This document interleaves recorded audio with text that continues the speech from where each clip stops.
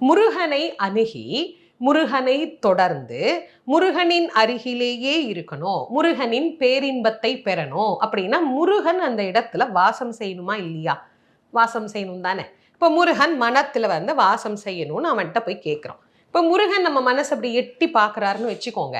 நம்ம மனதை முருகர் அப்படி எட்டி பார்க்கிற போது மனசுல என்னெல்லாம் இருக்கு?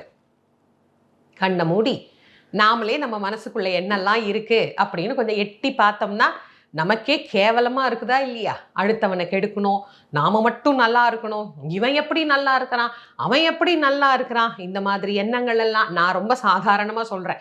இன்னும் பல பேருக்கு எவ்வளவோ கொடூரமான எண்ணங்கள் எல்லாம் எங்க இருக்கு? மனசுக்குள்ள இருக்கு. அப்புறம் முருகனை எப்படி தொடர்வது, முருகனை எப்படி கொண்டாடுவது, முருகனை எப்படி உள்ளத்துக்குள்ள கொண்டு வந்து வைப்பது? அப்ப அருணகிரிநாதர் என்ன சொல்றார்? முதல்ல இதை படி, உனக்குள்ள இருக்கக்கூடிய இந்த தேவையற்ற அழுக்குகள் எல்லாம் நீங்கிவிடும். அப்பதான் அவனுடைய